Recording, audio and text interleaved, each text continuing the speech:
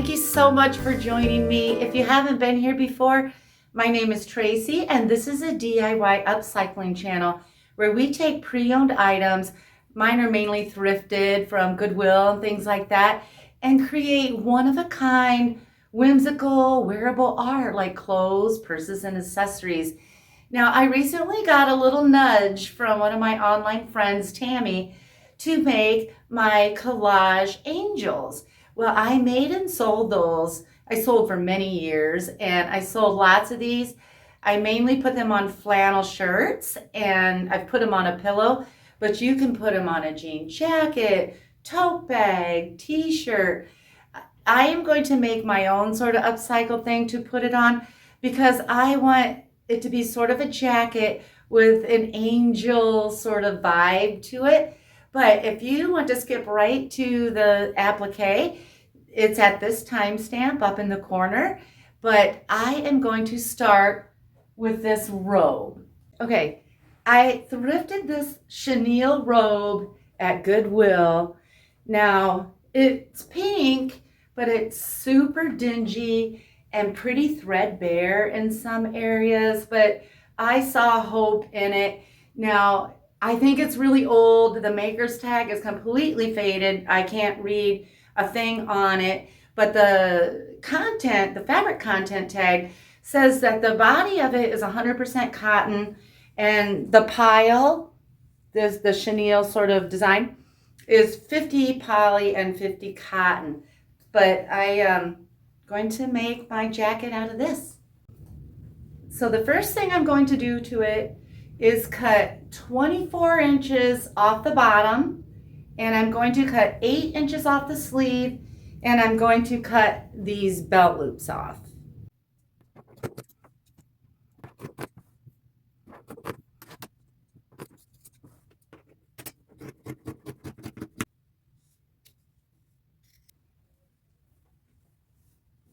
Okay, that's what it looks like cut. Now I want to add some lace. I recently got a pile of crochet, lace, vintage doilies, things like that at my Goodwill in a plastic bag for $9. Now that is not typical. It was a score. I have a whole video on lace, how I source it, what I look for, how I care for it, and I'll put that link down in my description. Now, I basically want 8-inch ruffles at the bottom of my jacket and at the sleeve. And I'll have to evaluate each piece differently because they're all different. Now, this, something like this, that's about 7 inches. You know, I'm going to go with it because this is too cute not to use just because it's only given me 7 inches. Some can be 7, some can be 8. Now I'll just come in and I'll just sort of cut out that center.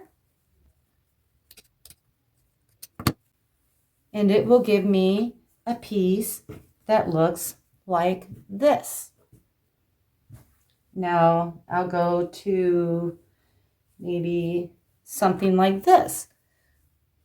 Now that's more of a rectangle. Let's see how tall it is. 9 inches. So maybe I'll just cut off this top ruffle.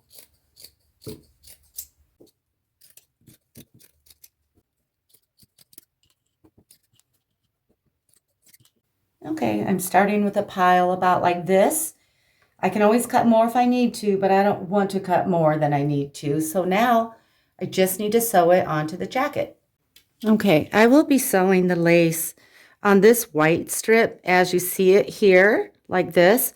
But before I do that, I want to add some ribbon tie closures because when I add the lace, it'll cover up the stitching. So I took 2 pieces of satin ribbon, cut them each 25 inches. Mine's kind of a mauve purple. It's about 1 inch wide. Now I am just going to heat the bottom a little bit so that it doesn't fray. And I am laying it right side down.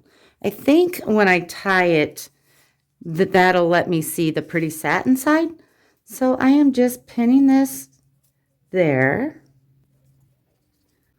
Now with my largest zigzag stitch, I am just going to go over that like 3 or 4 times. I want it to be durable because it will be functional, might get tugged on a little bit. And I'll get that sewn on. I'll use purple thread because I'm going to dye this purple.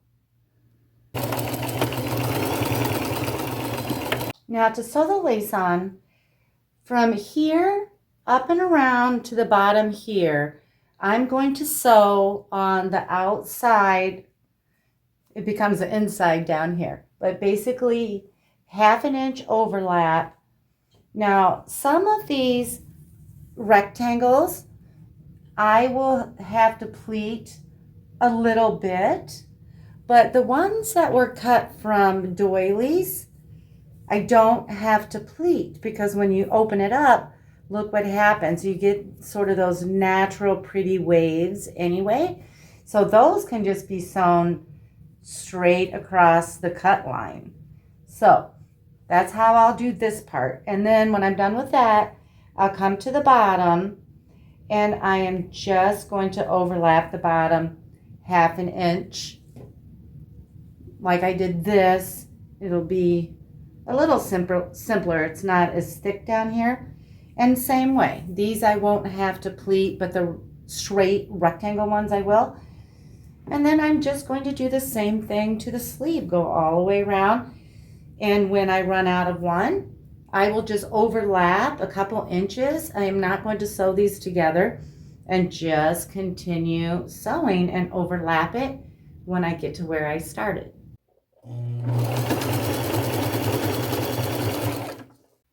Okay, here's the lace around the collar. Super cute, but I have to do something different with the ribbon. So the way it is now, do you see if I tie it? I'm tying it right over top of all that lace.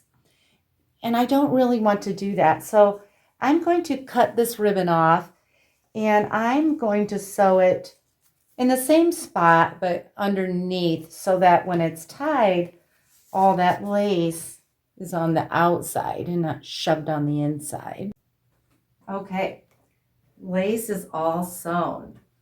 Look at the change in that. It almost has like a cape feel, and it got a little heavier, but it's not uncomfortable heavy. It is more substantial and warm and rich feeling.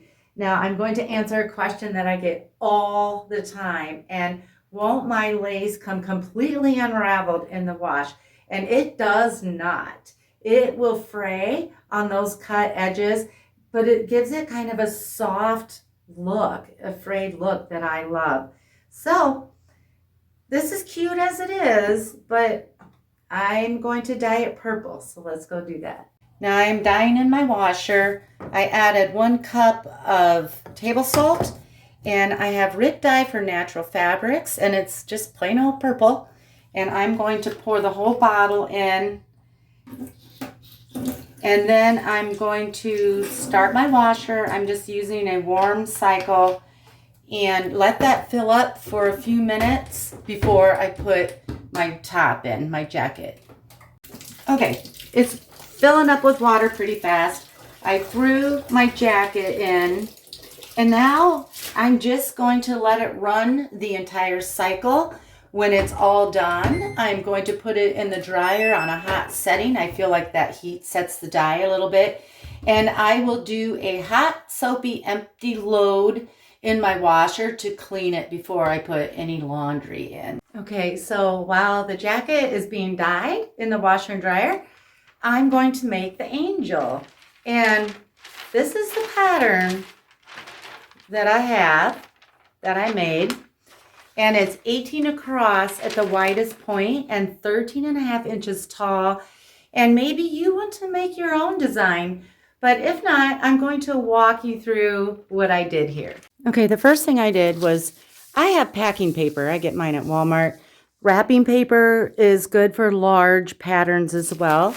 And I just folded it in half, just so that I have some sort of center guideline. And then open it back up.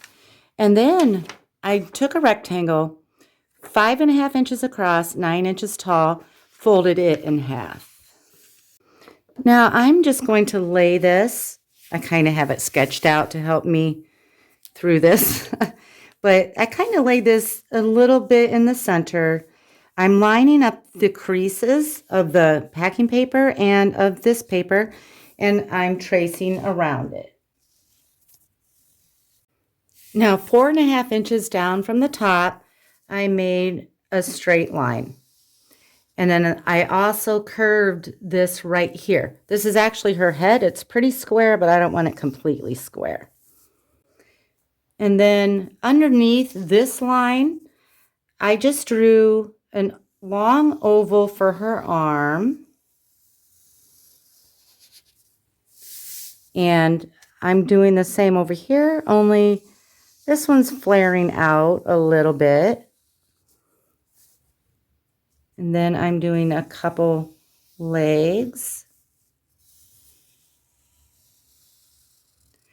And then the wing. The wing I'm starting sort of at this line and ending about right here. Now this just will take some artistry, which I bet a lot of you love the artistry part of all of this.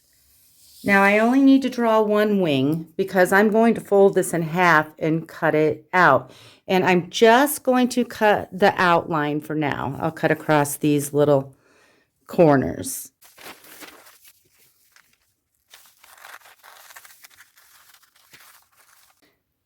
And this is what I have. The first thing I want to do is trace just the outline on a scrap piece of paper or scrap piece of fabric and cut it out. Now, you can use just white muslin or something, but I like to use a color because if there are gaps in our collage, I'd rather see something fun through it than like white where it looks like we made a mistake. So I'm just taking this fabric and I'm turning it over. It's easier to see, but if you turn your fabric over, you also have to turn your pattern over. And I already traced this. So what I basically did was just lay this down, took a marker, and traced all around it. And now I'm going to cut it out. Now that I have my base piece cut out, I can cut off the arm, the head, the legs, and the wings. Now, if you want to save your pattern, retrace it right now on another piece of paper because once you cut it, there's no going back.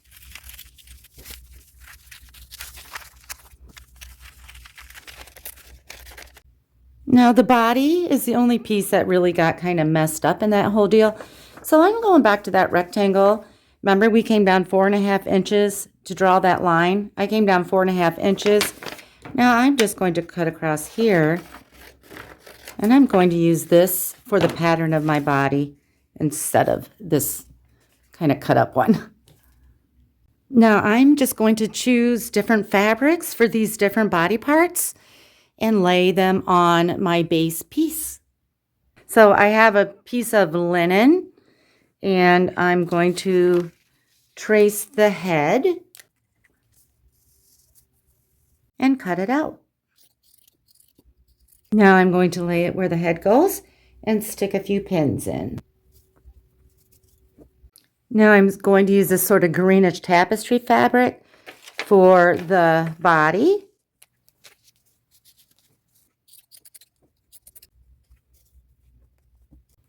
Okay, so now I'm going to get these two pieces sewn. I like doing a couple pieces at a time so that I don't have a big mess of pins and confusion. So I'm going to use my gold colored thread, straight stitch, and just stay close to the edges.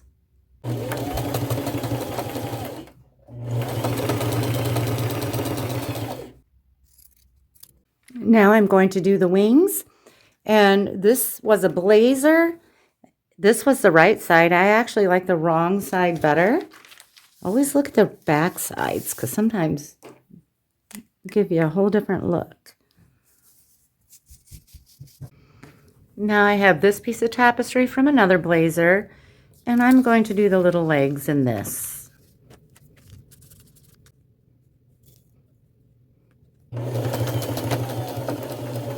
I'm going to wait to make the arms until I'm done making the dress.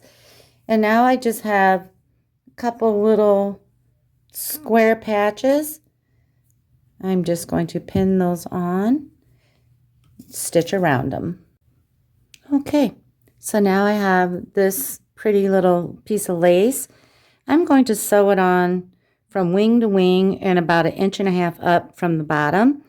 Now this is longer than I need, so I am just going to do a little scrunching. So her little skirt is kind of pleaty. And I'm just going to pin it along the top.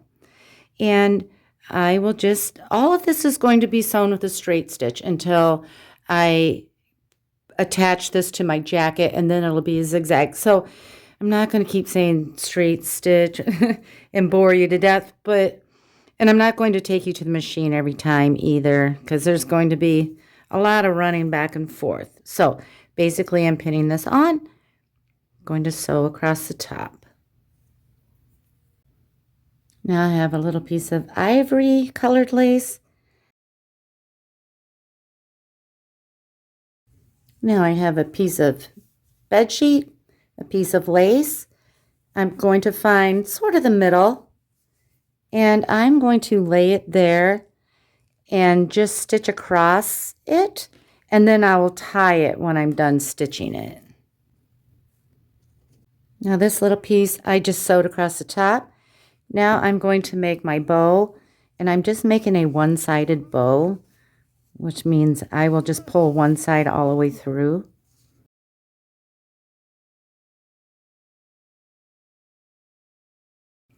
What I think I'll do with this, I don't want it to stick out like that, so I'm going to take it to my machine.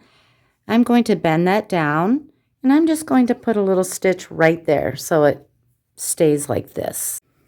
Now I have a little ecru colored lace piece that looks like this. I'm going to lay it there. And then on this one, I'll pin or sew all the way around it and then up through the middle here. Now I'm just going to layer a couple little pieces of lace on this part.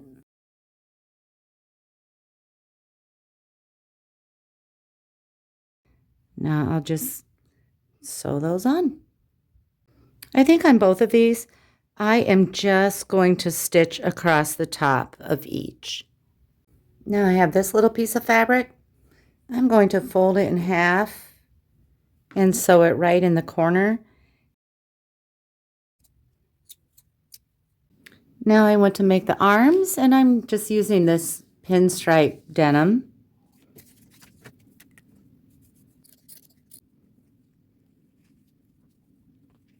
Okay, the little arms are on.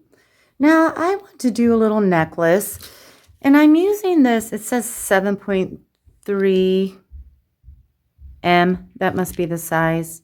But I'm using this, it's sold by the roll. I probably got this at Hobby Lobby at one point, because I think this would be okay in the washer. I have done the angels with really beautiful fancy necklaces, but then when I sold, I had to warn people that it should be professionally cleaned only. You wouldn't want to put a really special necklace in the wash. A locket would be really cool. Now I am going to lift up this little flap right here and sew these pearls underneath. So now I think I'm going to sew on a few vintage mother of pearl buttons, and I'm kind of doing it off center because I have this bow on this side, help balance it out a little bit.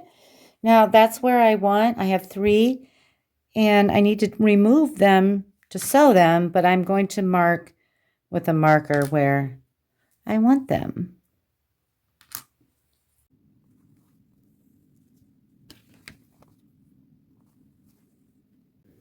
Now I want to do some whip stitching around the head and on this collar.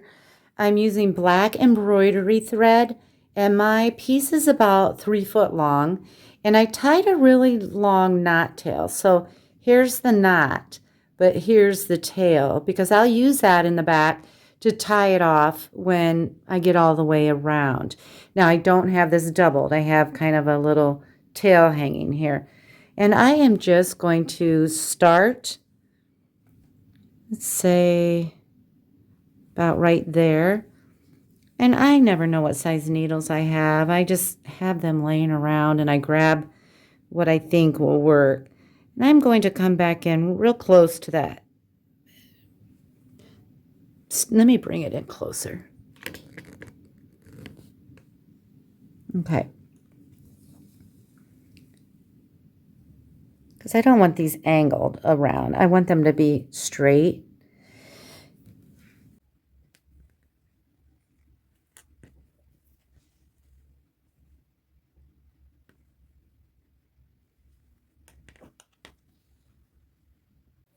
Okay, so I'm at the end here. What I should do is go through here, end it in the back, cut it long, and just tie it off. This is knotted. But what I've decided to do, since I have such a long piece, I feel like maybe I'll just do an inch or two of whip stitching just to kind of break up that lace right there.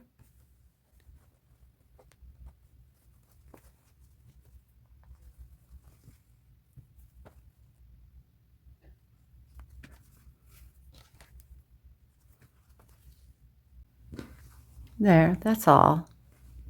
And now I'm just going to tie this off like I would a normal sewing project. Just catch a piece of fabric and double knot it.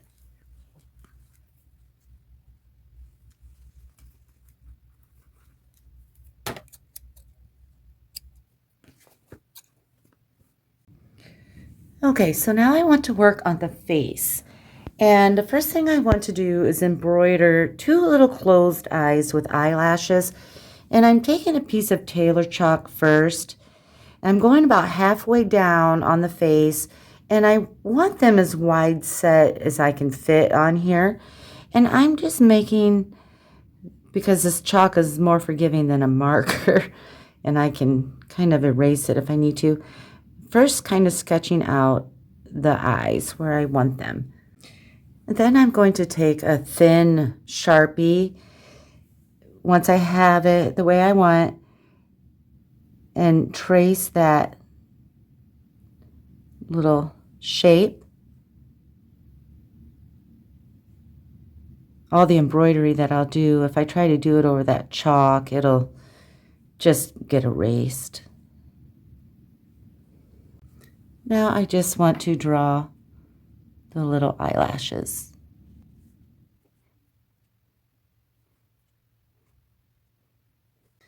Now I'm just going to embroider the eyelashes as I go along here.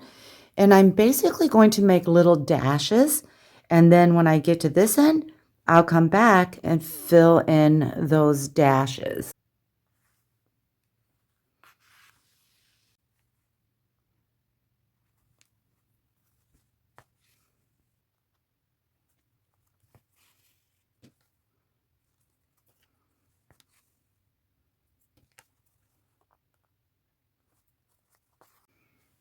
And then when I come back around, I try to use the same holes.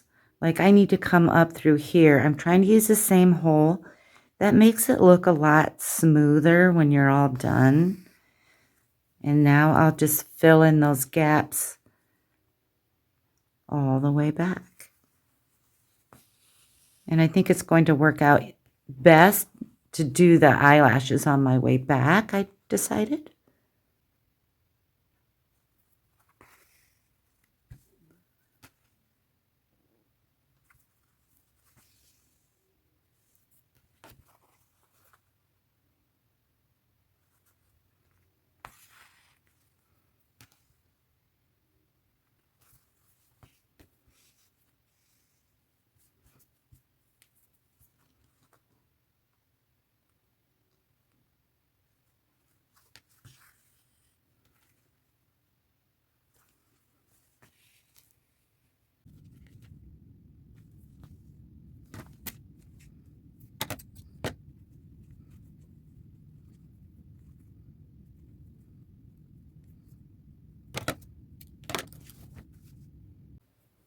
I want to make her little rosy cheeks.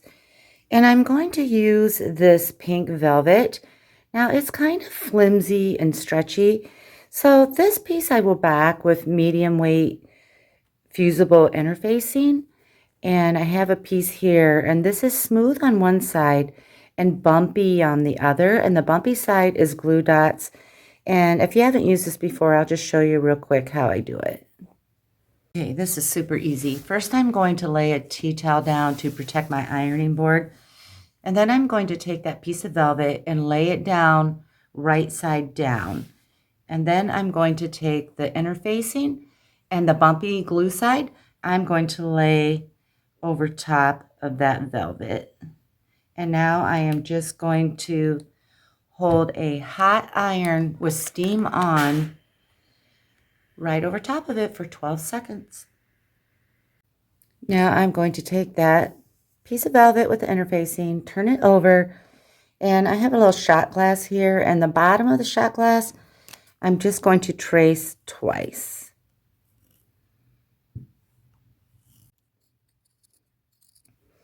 Okay, now I just want to put them on the face.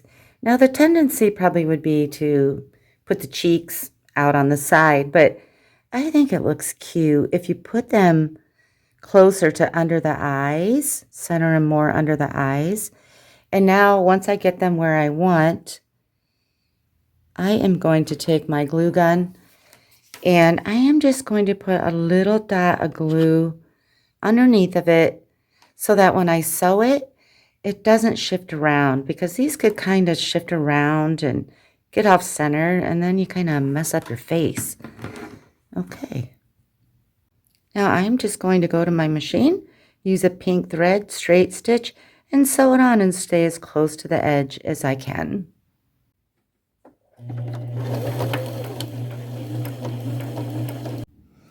Now you can do a nose here. Sometimes I've done noses. I've either used like a tiny little pink button or like a sort of blush colored bead and sewn on the nose. But this one I don't want a nose, and I'm going to work on the mouth. So I am just going to mark where I want the mouth and trying to center it between here, and I want it a little lower than center.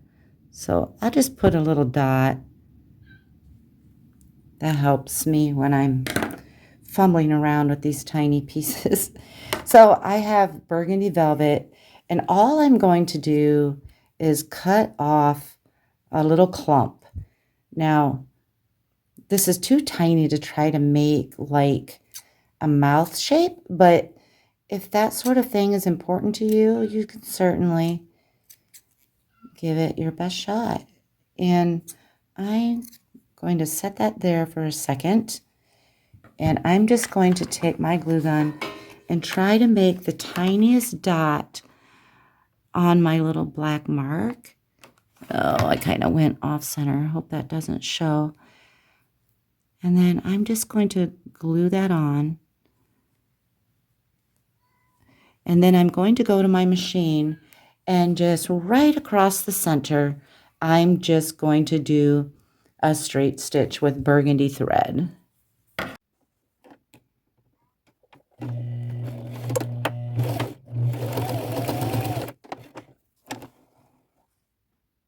Okay, so now I want to make some hair. And I have this kind of wild looking fringe. It's actually a couple different types of fringe in there. And I got that off. I've had this purse in my storage room for quite a while. I got it real cheap and bought it just basically for the fringe. And so now it looks kind of spiky, but once she stands up, it'll calm down and I can always trim some. So I am just going to take this and I'm going to bring it down a little ways and maybe a little off center. And I'm going to pin that, take it to my sewing machine, and I am going to sew like a rectangle across the top, down the side, bottom, and up the other side. And then I can kind of trim these off if I need to. Now I want to make a little floral headband for her. And I just have this trimmed off a colorful doily. And I am going to lay it right on that edge right there. And I won't pin this one or anything. I will just take it to my machine, and I'm going to use a zigzag stitch, and I'm going to stay fairly close to the top and sew that on. Now I'm going to decorate her headband a little bit.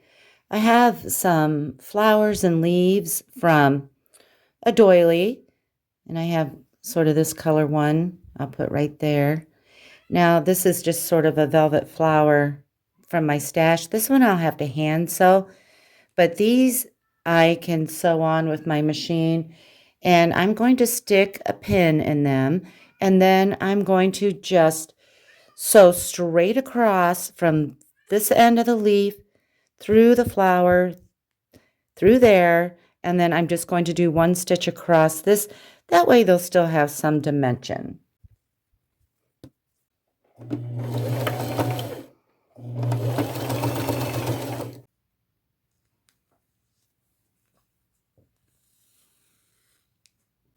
Okay, she's almost done. Now her hair, I'm not going to trim until I get it sewn onto the jacket and it's vertical and I see how it falls and where it needs trimmed. Now the other thing is, my jacket is done. I haven't showed you yet, but it's kind of a darkish purple, and these legs just disappeared on it. They were too dark. They blended in too well. So I am just going to change the legs. I'm not going to remove these. I'm just going to sew over top something a little lighter like this. That shows up a lot better on the jacket. So I'm just going to get these pinned on and sew them. Okay, so here's my jacket, dyed purple. How fun is that? Now we just need to attach the applique to the jacket. Now I'm just going to attach this where I want it with a couple pins, and then I'll take it off of my mannequin and pin it more securely. And I want mine as high as possible without being hidden by this lace. So this will just take me a minute to kind of make sure she's straight and in the middle and things like that. Now I have her all pinned on. I'm just going to sew her to the jacket with my largest zigzag stitch. I'm going to use gold thread and just stay close to the edges. Now lace pieces like this, I'll lift up and do the best I can to find the fabric here, and I don't want to sew any of that lace down. The headband, I'll probably just go right across all of this work and get her sewn on.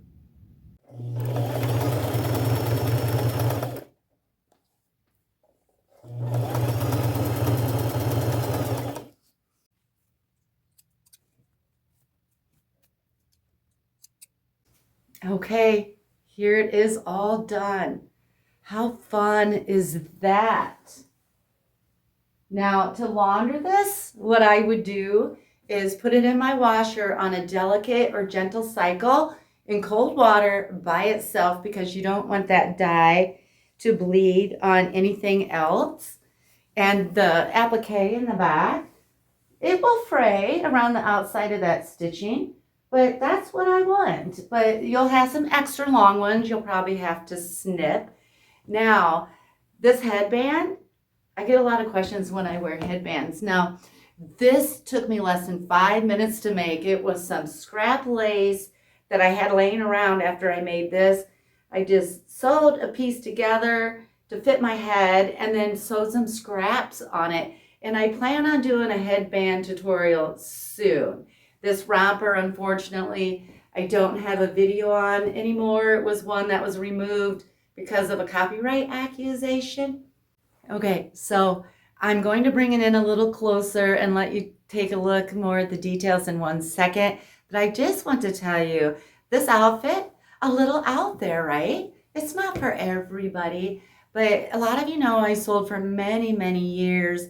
And I learned pretty quickly that it's those pieces that I was scared to post. Who would have thought to put a girl with one eye on a t-shirt, or to dye my very first item purple? I was nervous, like thinking, this takes a very special person to want this.